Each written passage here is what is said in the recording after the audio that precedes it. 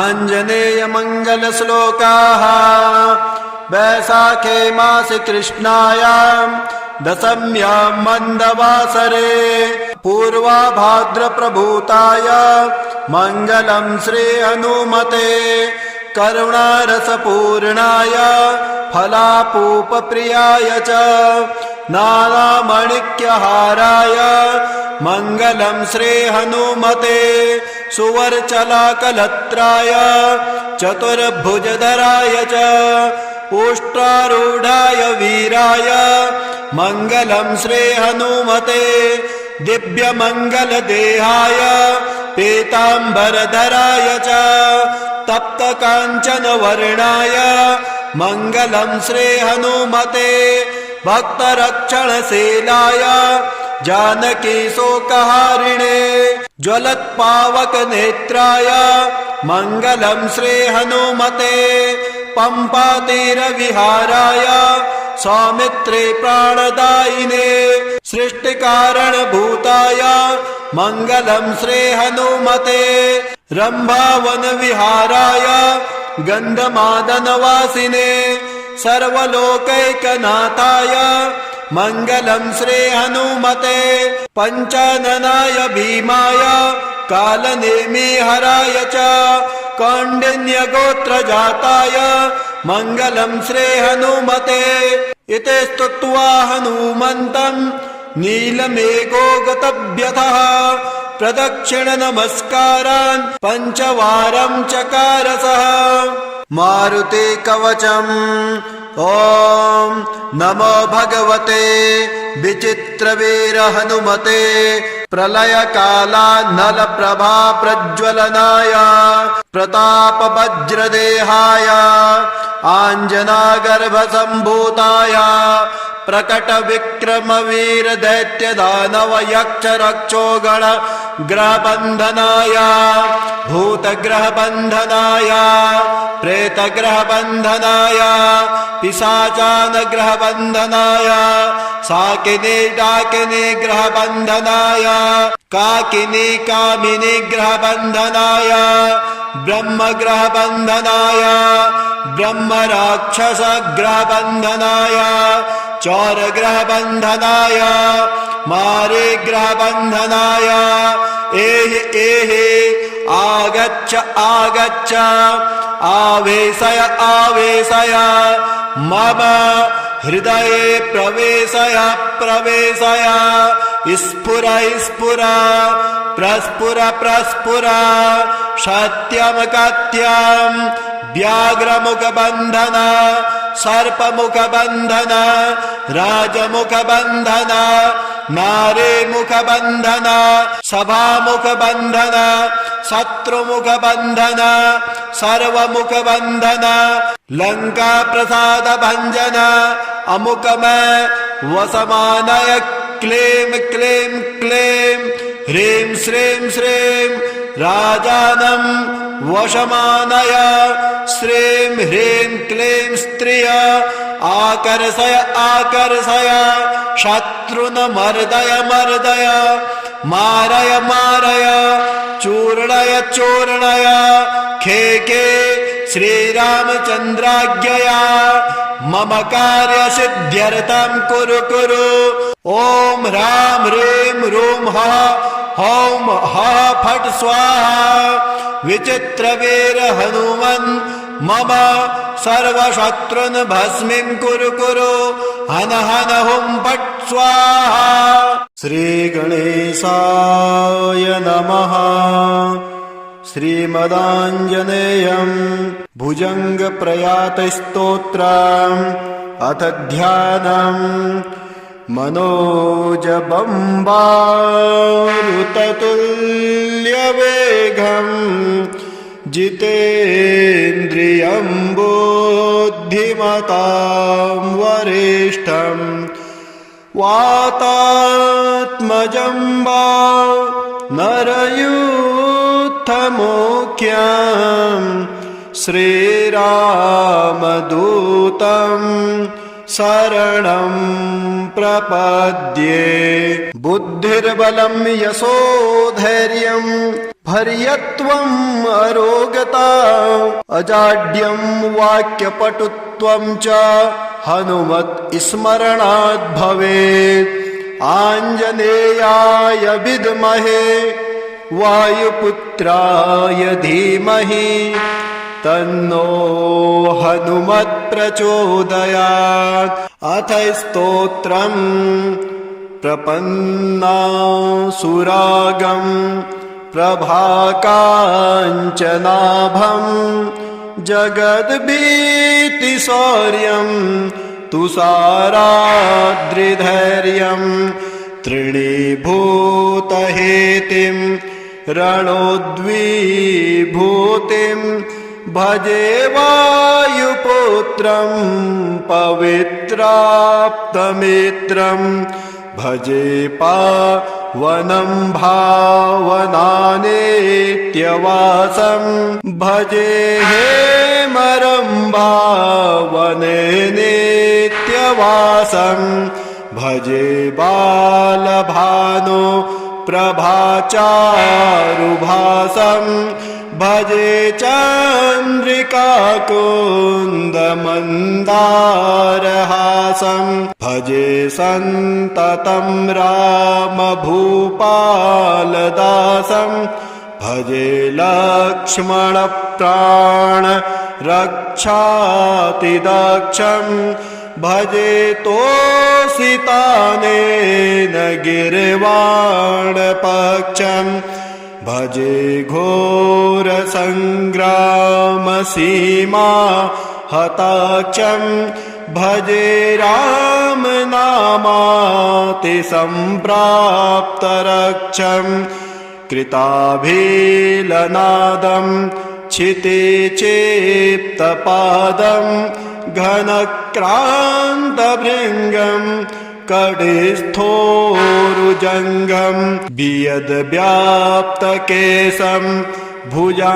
भुजाश्लेषितास्मं जयश्रीसमेतं भजे रामदूतं चलद्व्यालघातं भ्रमचक्रवालं कठोराट्टहासं प्रभिन्नाब्जजाण्डं महासिंहनादं द्विशीर्णत्रिलोकं भजे चाञ्चनेयं प्रभुं वज्रकायं रणे भीषणे मेघनादे सनादे सरोषे समारोषिते मित्रमुख्ये खगानां घनानां सुराणां च मार्गे नटन्तं वहन्तं हनुमन्तमीढे कनद्रत्नजम्भारिदम्भोलिधारं कदन्तं निरुद्धोतकालोग्रदन्तं पदाघातभीताब्धिभूतादिवासं रणक्षोणिदक्षं भजे पिङ्गलाक्षं महागर्वपीडां महोत्पातपीडां महारोगपीडां महातीव्रपीडां हरत्यासुते पादपद्मानुरक्तो नमस्ते कपिश्रेष्ठ रामप्रियो यः सुधासिन्धुमुल्लङ्घनाथोऽग्रदीप्तः सुधाचौषधिस्ता प्रगुप्ता प्रभावन् क्षणद्रोणशैलेस्य सारेण सन्तो विना भो स्वयं कस्समर्थः कपीन्द्रः निरातङ्कमावेश्य लङ्का विशोको भवानेन सीतातिशोकापहारे समुद्रान्तरङ्गादिरौद्रं विनिद्रं विलङ्घ्योरुजङ्घास्तुतामार्त्यसङ्घः रमानाथ रामः क्षमानाथ रामः अशोकेन शोकं विहायं प्रहर्षं वनान्तर्घनं जीवनं दानवानां विपाट्य प्रहर्षाद् हनुमत्त्वमेव जराभारतो भूरिपिण्डा शरीरे निराधारणारूढगाढप्रतापे भवत्पादभक्ति भवद्भक्तिरक्ति कुरु श्री हनुमत्प्रभो मे दयालो महायोगिनो ब्रह्मरुद्रादयो वा न जानन्ति त्वं निजं राघवस्य कथं ज्ञायते मादृशे नित्यमेवं प्रसीद प्रभो वा नरेन्द्रो नमस्ते नमस्ते महासत्त्ववाहाय तुभ्यं नमस्ते महावज्रदेहाय तुभ्यं नमस्ते परिभूतसूर्याय तुभ्यं नमस्ते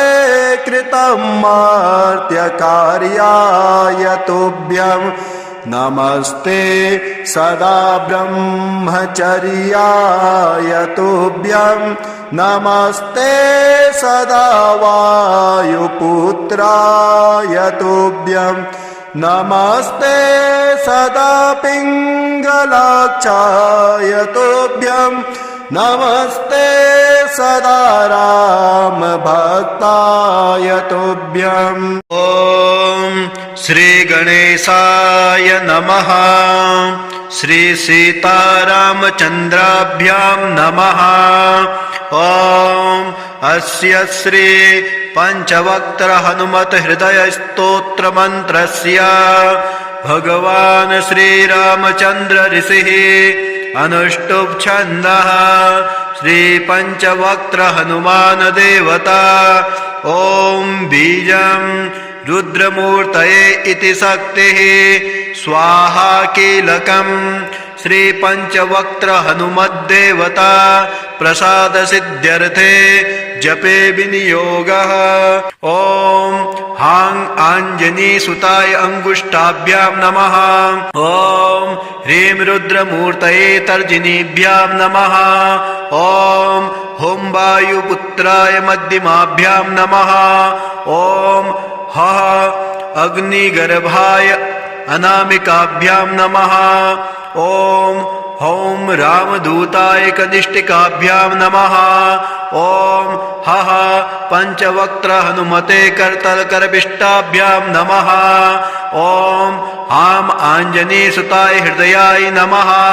ॐ ह्रीं रुद्रमूर्तये शीर्षे स्वाहा ॐ हुं वायुपुत्राय शिखायै वखड् ॐ हः अग्निगर्भाय कवचाय हुं ॐ हौं रामदूताय नेत्राय वषड् ॐ हः पंचवक्त्र हनुमते अस्त्राय फट् ध्यायेत् बालदिवाकरधुतिनिभं देवारितर्पापहम् देवेन्द्र प्रमुखै प्रशस्तयशसं देदीप्यमानं ऋचा सुग्रीवादिसमस्तवानरयुतं सुव्यक्ततत्त्वप्रियं संरक्तारुणलोचनं पवनजं पीताम्बरालङ्कृतं ध्यानं समर्पयामि ॐ नमो वायुपुत्राय पंचवक्त्राय ते नमः नमोस्तु दीर्घपालाय राक्षसान्तकराय च वज्रदेह नमस्तुभ्यं शतानन मदापः शीतासन्तोषकरण नमो राघव किङ्कर सृष्टिप्रवर्तक नमो महास्थित नमो नमः कलाकाष्ठास्वरूपाय मास संवत्सरात्मक नमस्ते ब्रह्मरूपाय शिवरूपाय ते नमः नमो विष्णुस्वरूपाय सूर्यरूपाय ते नमः नमो बह्निस्वरूपाय नमो गगनचारिणे सर्वारम्भावनचरः अशोक वननाशक नमो कैलासनिलय मलयाचलसन्त्रय नमो रावणनाशाय इन्द्रजिद्वदकारिणे महादेवात्मक नमो नमो वायुतनूद्भव नमः सुग्रीव सचिव शीतासन्तोषकारण समुद्रोल्लङ्घन नमो सौमित्रे प्राणदायक महावीर नमस्तुभ्यं दीर्घबाहो नमो नमः दीर्घबाल नमस्तुभ्यं वज्रदेह नमो नमः छायाग्रहहर नमो वरसौम्य मुखे क्षण सर्वदेव सुरसंसेव्य मुनिसंघ नमस्कृतम् अर्जुनध्वज संवास कृष्णार्जुन सुपूजिता धर्मार्थ काम मोक्षाख्य पुरुषार्थ प्रवर्तक ब्रह्मास्त्र बंध भगवन् आहतासुर नायक भक्त कल्प महाभुज भूत बेताल नाशक दुष्टग्रह हरानंत वासुदेव नमोस्तुते श्रीराम कार्ये चतुर पार्वती गर्भ संभव नमः पंपा वनचर ऋष्यमूक कृतालय धान्यमाले सापहरा कालनेमिर्निवर्हणा सुवर्चला प्राणनाथ रामचंद्र परायण नमो वर्गस्वरूपाय वर्णनीय गुणोदय वरिष्ठाय नमस्तुभ्यं वेदरूप नमो नमः नमस्तुभ्यं भूयो भूयो नमाम्यहम् इति ते कथितं देवी हृदयं श्रीहनुमत सर्वसम्पत्करं पुण्यं सर्वसौख्यविवर्धनं दुष्टभूतग्रहरं क्षयापस्मारनाशनं यस्त्वात्मनियमो भक्त्या वायुसूनो सुमङ्गलं हृदयं पठते नित्यं स ब्रह्मसदृशो भवेत् अजप्तं हृदयं य इदं मन्त्रं जपति मानवाः सदुःखं शीघ्रमाप्नोति मन्त्रसिद्धिर्न जायते सत्यं सत्यं पुनः सत्यं मन्त्रसिद्धिर्करं परम्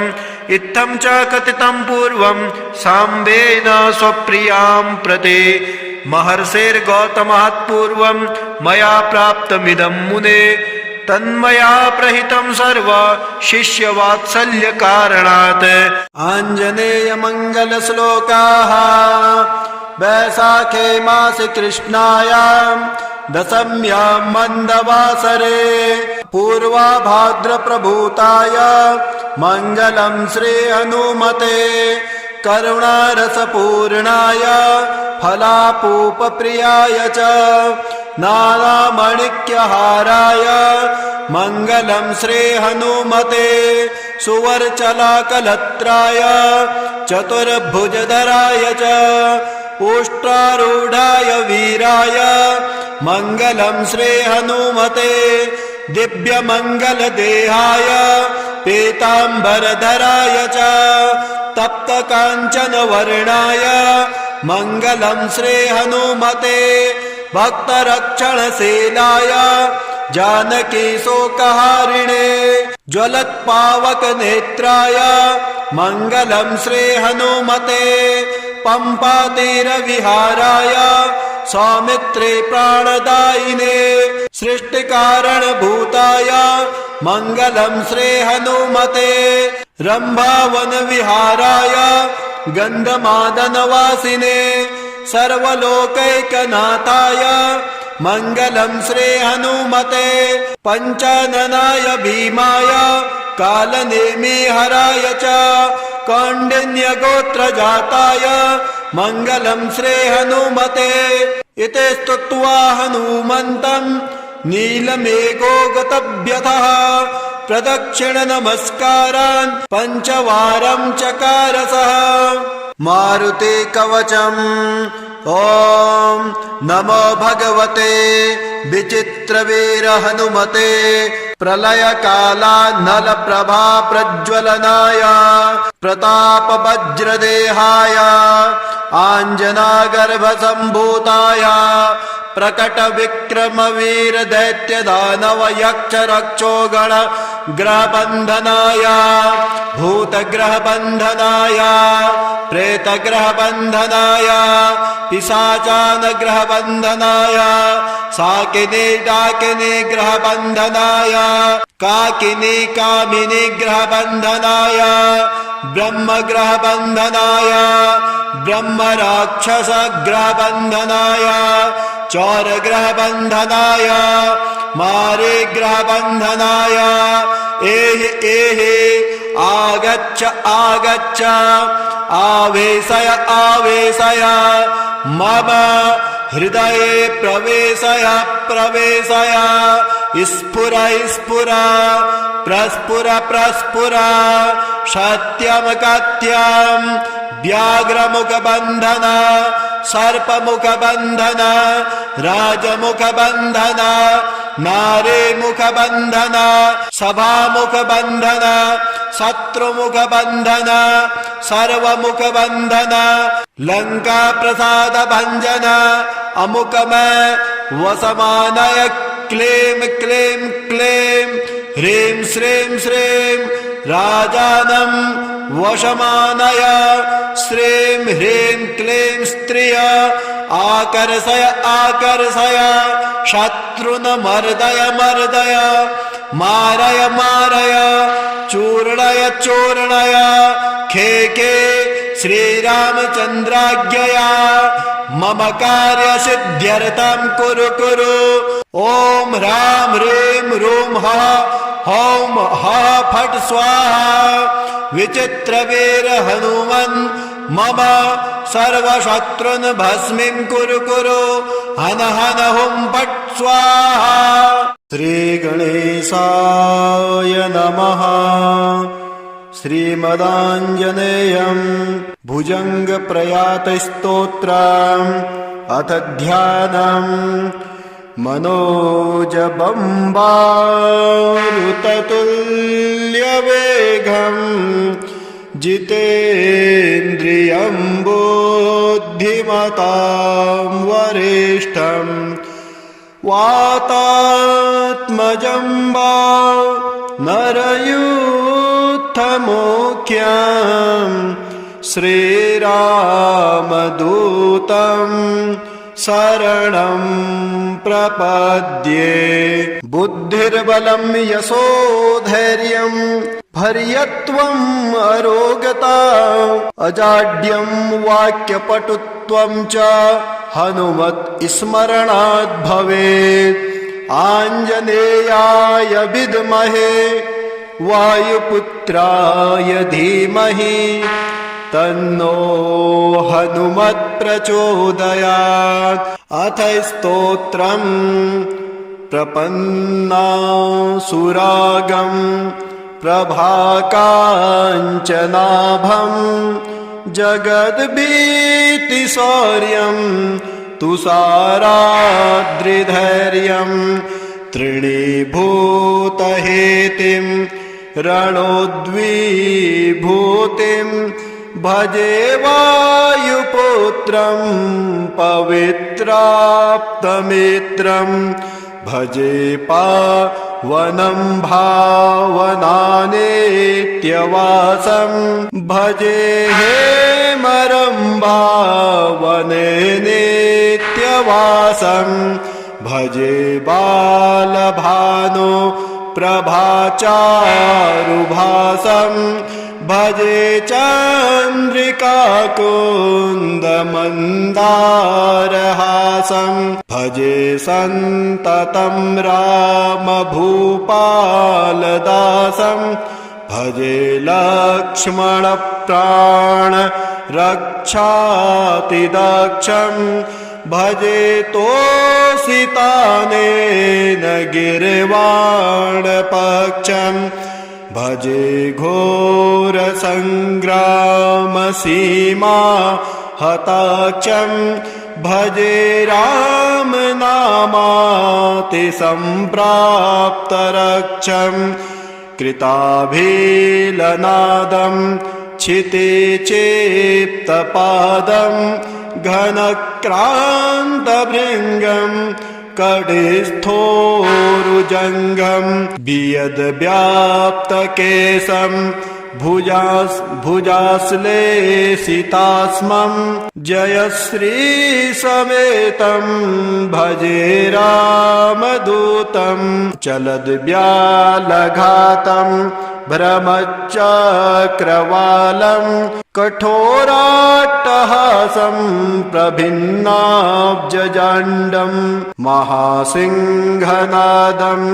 द्विशीर्णत्रिलोकम् भजे चाञ्चनेयम् प्रभुं वज्रकायम् रणे भीषणे मेघनादे सनादे सरोषे समारोषिते मित्रमुख्ये खगानां घनानां सुराणां च मार्गे नटन्तं वहन्तं हनुमन्तमीढे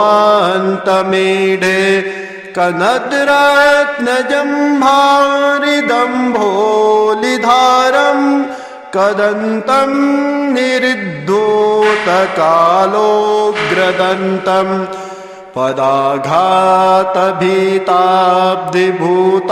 पदाघातभीताब्धिभूतादिवासम् रणक्षोणिदक्षम् भजे पिङ्गलाक्षम् महागर्वपीडाम् महोत्पातपीडाम् महारोगपीडाम् महातीव्रपीडाम् हरत्यासुते पादपद्मानुरक्तो नमस्ते कपिश्रेष्ठ रामप्रियो यः सुधासिन्धुमुल्लङ्घनाथोऽग्रदीप्तः सुधाचौषधिस्ता प्रगुप्ता प्रभावन् क्षणद्रोणशैलेस्य सारेण सन्तो विना भो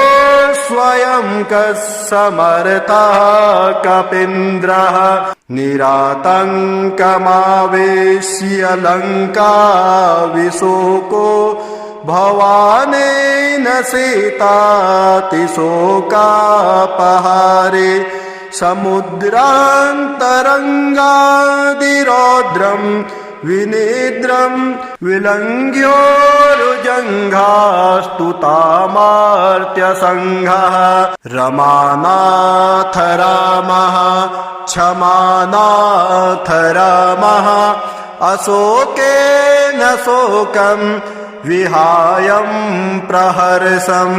वनान्तर्घनम्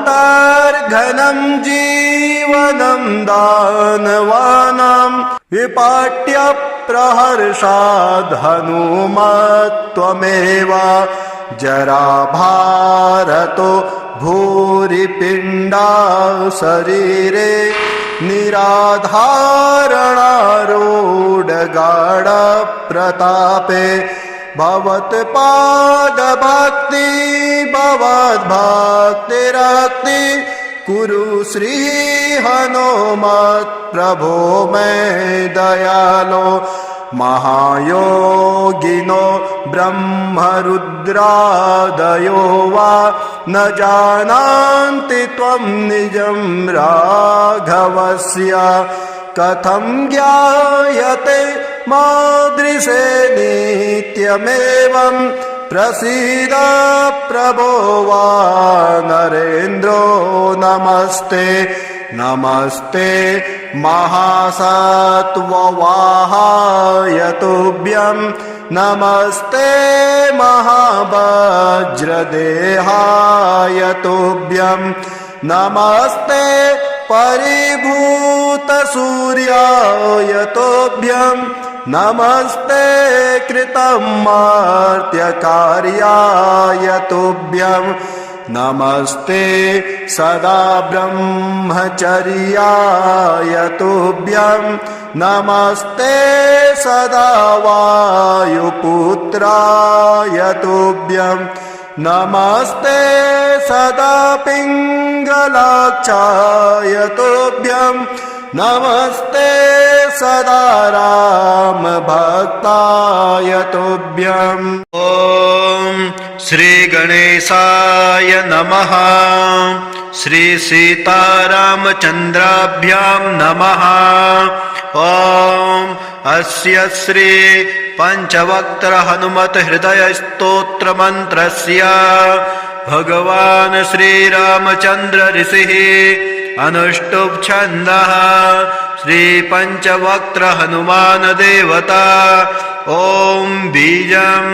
रुद्रमूर्तये इति शक्तिः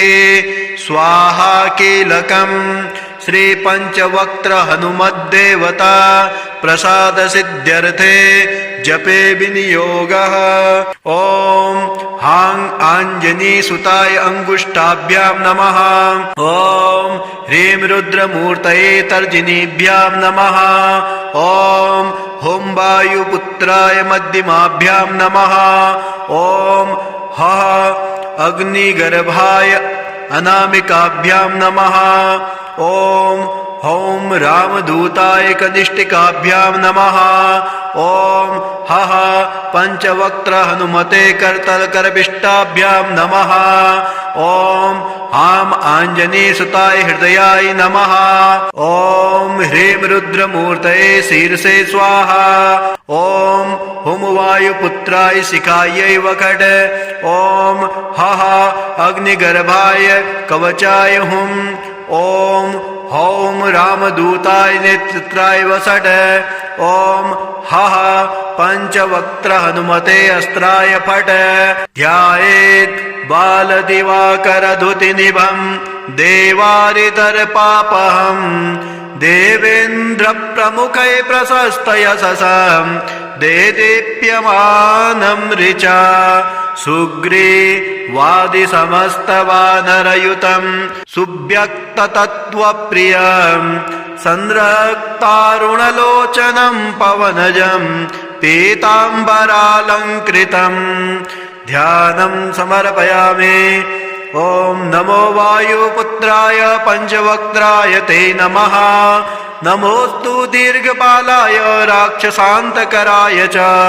वज्रदेह नमस्तुभ्यं शतानन मदापः। शीतासन्तोषकरण नमो राघव किङ्कर सृष्टिप्रवर्तक नमो महास्थित नमो नमः। कलाकाष्ठास्वरूपाय मास संवत्सरात्मक नमस्ते ब्रह्मरूपाय शिवरूपाय ते नमः। नमो विष्णुस्वरूपाय सूर्यरूपाय ते नमः। नमो बह्निस्वरूपाय नमो गगनचारिणे सर्वारम्भावनचरः अशोकवननाशक नमो कैलासनिलय मलयाचलसन्त्रय नमो रावणनाशाय इन्द्रजिद्वदकारिणे महादेवात्मक नमो नमो वायुतनूद्भव नमः सुग्रीव सचिव शीतासन्तोषकारण समुद्रोल्लङ्घन नमो सौमित्रे प्राणदायक महावीर नमस्तुभ्यं दीर्घबाहो नमो नमः। दीर्घबाल नमस्तुभ्यं वज्रदेह नमो नमः। छायाग्रहहर नमो वरसौम्य मुखे क्षण सर्वदेव सुरसंसेव्य मुनिसंघ नमस्कृतम् अर्जुनध्वज संवास कृष्णार्जुन सुपूजिता धर्मार्थ काम मोक्षाख्य पुरुषार्थ प्रवर्तक ब्रह्मास्त्र बंध भगवन् आहतासुर नायक भक्त कल्प महाभुज भूत बेताल नाशक दुष्ट ग्रह हरानंत वासुदेव नमोस्तुते श्रीरामकार्ये चतुरा पार्वती गर्भसम्भवा नमा पम्पा वनचरा ऋष्यमूककृतालया धान्यमाले सापहरा कालनेमिर्निवर्हणा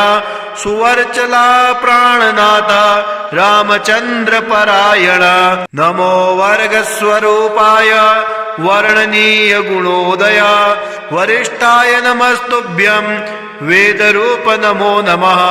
नमस्तुभ्यं भूयो भूयो नमाम्यहम् इति ते कथितं देवी हृदयं श्रीहनुमता सर्वसम्पत्करं पुण्यं सर्वसौख्यविवर्धनं दुष्टभूतग्रहरं क्षयापस्मारनाशनं यस्त्वात्मनियमो भक्त्या वायुसूनो सुमङ्गलं हृदयं पठते नित्यं स ब्रह्मसदृशो भवेत् अजप्तं हृदयं य इदं मन्त्रं जपति मानवाः सदुःखं शीघ्रमाप्नोति मन्त्रसिद्धिर्न जायते सत्यं सत्यं पुनः सत्यं मन्त्रसिद्धिर्करं परम् इत्थं च कथितं पूर्वं साम्बेन स्वप्रियां प्रति महर्षिर्गौतमात् पूर्वं मया प्राप्तमिदं मुने तन्मया प्रहितं सर्व शिष्यवात्सल्य कारणात्